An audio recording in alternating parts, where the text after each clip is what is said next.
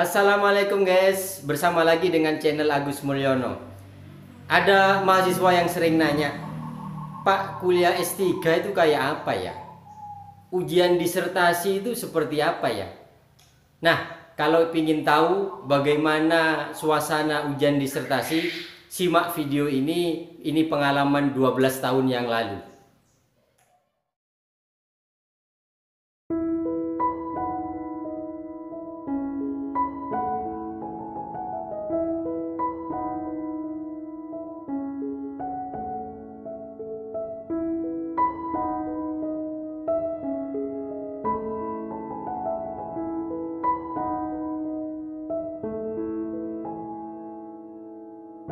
Yang akhir disertasi secara resmi dilaksanakan, perlu kami bacakan kurikulum vitae promovendus sebagai berikut.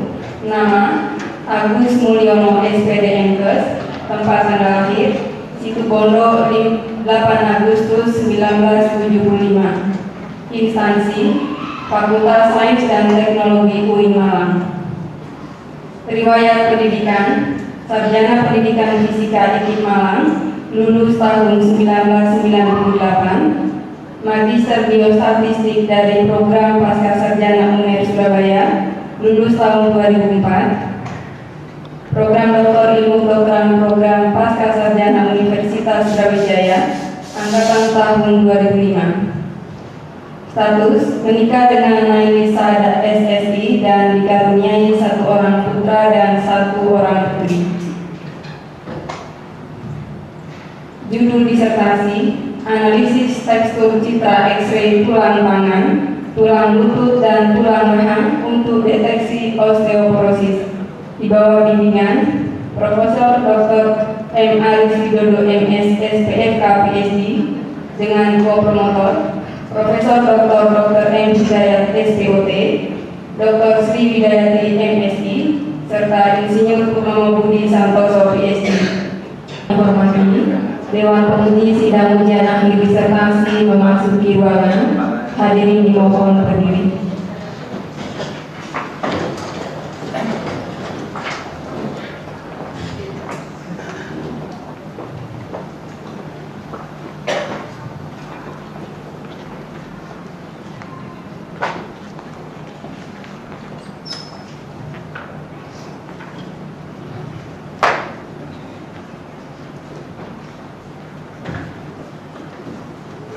Hadirin dipersilakan duduk.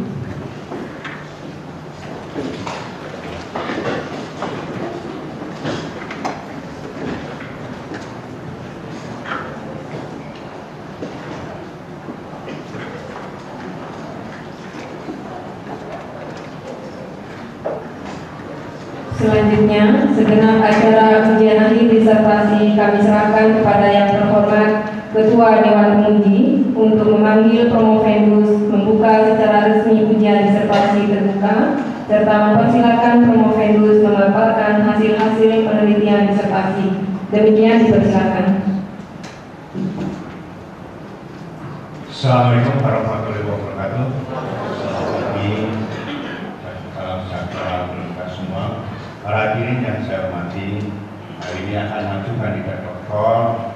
Agus Mulyono SPD Mkes akan mempertahankan ujian pada tahap kedua pada hari ini, hari Selasa tanggal 30 Desember 2008. Untuk supaya tertib jalannya sidang dan ujian, kami mohon para hadirin tetap setia, tidak keluar masuk ruangan dan tidak menunjukkan ponselnya selama ujian berlangsung supaya tidak mengganggu jalannya sidang. Persilakan memasuki ruang ujian, saudara kandidat Agus Mulyono SPD Mkes.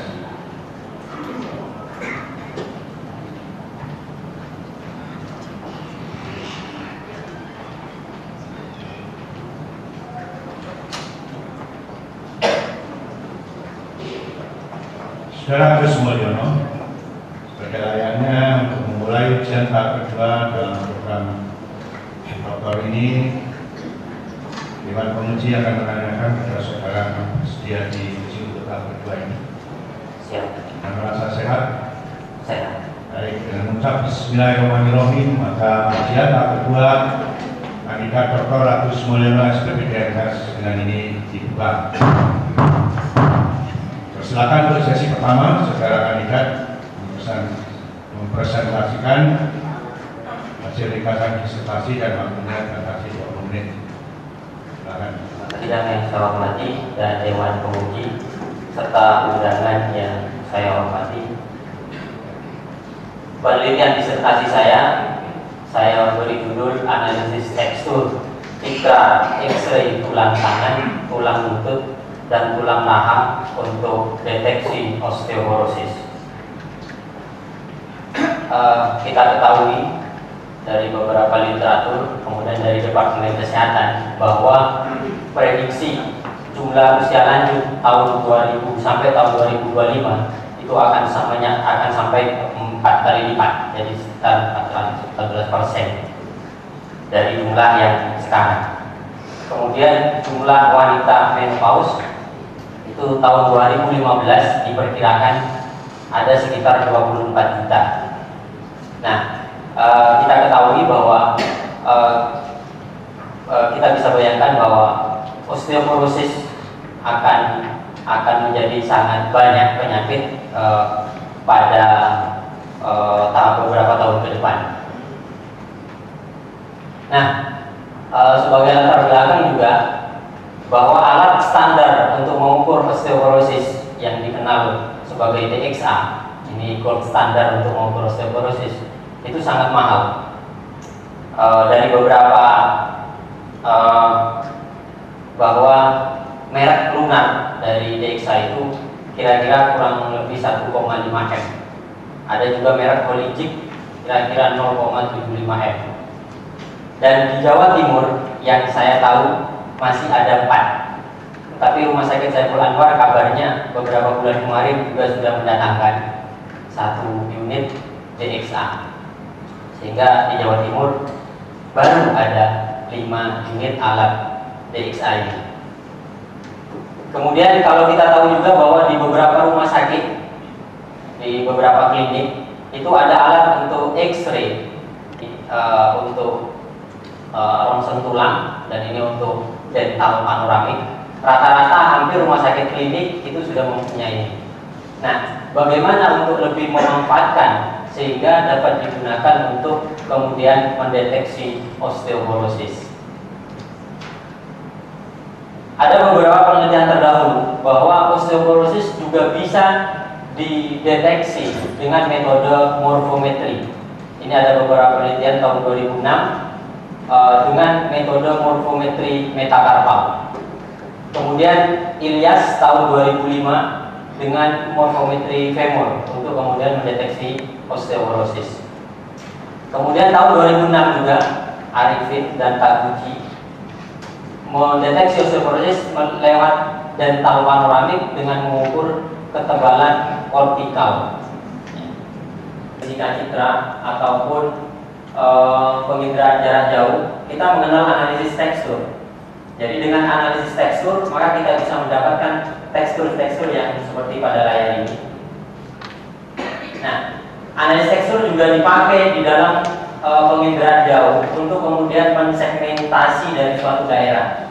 Sehingga dari tekstur itu kita bisa melihat daerah-daerah itu apa saja. Satu contoh dari penginderaan jauh, kita bisa melihat bahwa ini tekstur sawah, ini tekstur laut, sehingga kemudian bisa disegmentasi bahwa itu termasuk sawah, hutan atau laut dan sebagainya. Nah, beberapa penelitian pendahuluan bahwa analisis tekstur juga bisa membedakan tekstur-tekstur yang bisa dilihat dari layar ini.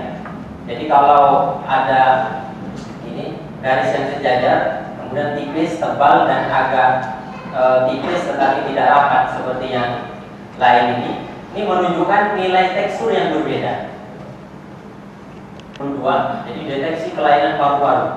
Kemudian oleh Ham diagnosa leukemia tahun 86. Kemudian analisis tekstur juga dipakai untuk mengkarakteristik sel untuk mencari bagaimana karakteristik sel, apakah sel itu termasuk sel kanker atau tidak, sel yang normal atau tidak. Itu tahun 80 oleh Insan. Kemudian Andrian menggunakan analisis tekstur untuk mendeteksi kelainan prostat. Dan tahun 2006 Boniatis menggunakan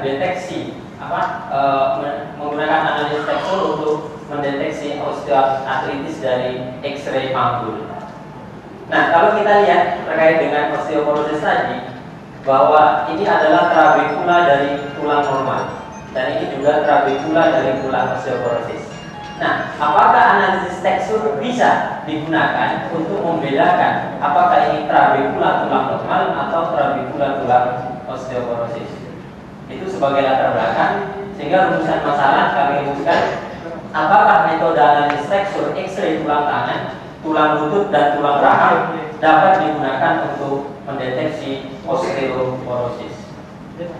Tujuan dari penelitian ini adalah menggunakan metode analisis tekstur tulang tangan dapat digunakan untuk melengkapi interpretasi hasil X-ray konvensional sehingga dapat digunakan untuk membantu mendeteksi osteoporosis. Saran bahwa hasil pencitraan X-ray itu tergantung pada tegangannya, kepada arus tabungnya, dan kemudian citra X-ray juga tergantung pada waktu paparan. Oleh karena itu, hasil penelitian ini masih belum dapat langsung digunakan untuk untuk X-ray dengan variasi tegangan, waktu paparan maupun arus, sehingga perlu penelitian lanjutan untuk kemudian menstandarisasinya. Kemudian, saran yang kedua, bahwa hasil pencitraan juga tergantung dari brand. Jadi tergantung dari merek alat X-ray.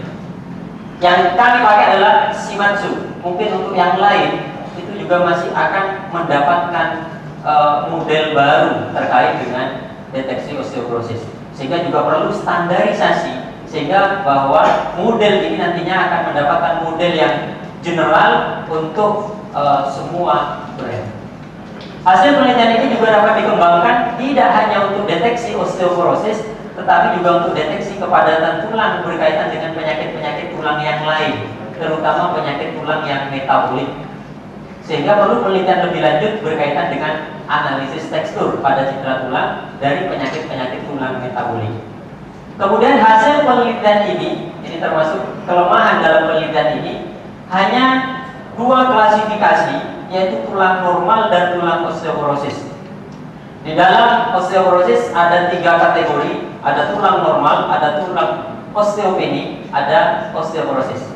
Oleh karena itu juga perlu penelitian lebih lanjut terkait dengan klasifikasi analisis tekstur dalam untuk klasifikasi osteoporosis ini. Ini hasil kalau bisa saya katakan mungkin teknologi tepat guna. Jadi dari hasil penelitian ini kami dapatkan bahwa dari hasil penelitian tahap 1, kalau di rumah sakit kita mendapatkan katakanlah sama mereknya Shimadzu X-ray yang digunakan, dengan mengambil kelingking kita ambil trabekulanya, ini ukuran 25 x 25 piksel. Kenapa saya ambil 25 piksel? Karena saya harus mendapatkan 19 orang itu ukuran piksel yang sama, sehingga saya hanya bisa mendapatkan ukuran 25 x 25. Kemudian menghitung varian ciri orde 2, ini hasil penelitian. Kemudian dari bantuan statistik analisis diskriminan saya dapatkan skor ini. Dari skor ini kami bisa mengklasifikasikan kalau skor itu lebih besar dari 0,067 maka termasuk di dalam tulang normal. Kalau skor itu lebih kecil dari 0,067 itu termasuk osteoporosis dengan sensitivity 87,5% dan specificity 72,7%. Kemudian untuk penelitian saya, terima kasih. Saya kembalikan kepada pimpinan sidang. Bagaimana suasana ketika para penguji bertanya? Simak video selanjutnya.